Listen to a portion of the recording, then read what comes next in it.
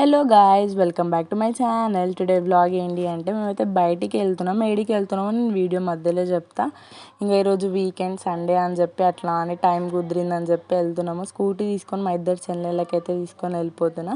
మా mummy by walk వస్తుంది. మా మమ్మీకి ఎందుకంటే హోప్ ఉండదు నా డ్రైవింగ్ స్కిల్స్ మీద, అందుకని నేనేం ఫోర్స్ ఆమెకి ఎక్కువ అని చెప్పి ఇంకా బస్ స్టాప్ దగ్గరికి అయితే వెళ్ళినాము. మా అత్త వాళ్ళు వస్తారంటే ఇంకా వాళ్ళు కూడా వచ్చారు. బస్ అయితే ఎక్కినాం. మేము ఏడికి వెళ్తున్నాం అంటే బిల్రామ్ అందరికి వెళ్తున్నాం. ఇంకా మా అత్త పోదాం అంటే సరే అని చెప్పిన.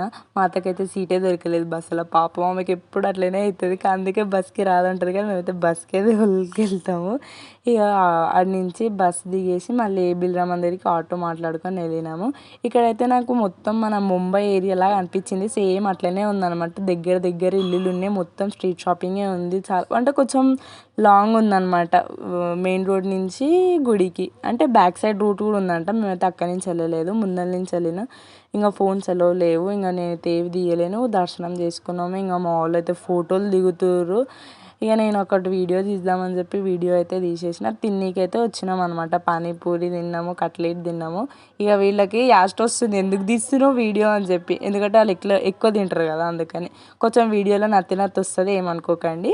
ఇక స్ట్రీట్ షాపింగ్ అయితే మా వాళ్ళు చేసిరు, నేను కూడా చేసిన. చెప్పులు, కమ్మలు, గాజులు అన్నీ కొనుక్కున్నాము. ఈడ మా వాళ్ళు అయితే చెప్పులు కొంటుర్రు, నేను కూడా కొన్నా అనమాట. ఇక ఇంటికైతే వెళ్ళిపోయినాము. బస్కి పోదామంటే మా అత్త ఏమొద్దు ఆటోకి వెళ్ళిపోదామని చెప్పి ఆటోకే వెళ్ళిపోయినాం అనమాట. ఆమెకి అసలు బస్సు అంటేనే పడదు, అసలు ఆమెకి సీటే దొరకదు పాపం. ఇంకా మేము ఒక ఆటోలో వచ్చినాం, వాళ్ళు ఒక ఆటోలో వెళ్ళిపోయినారు.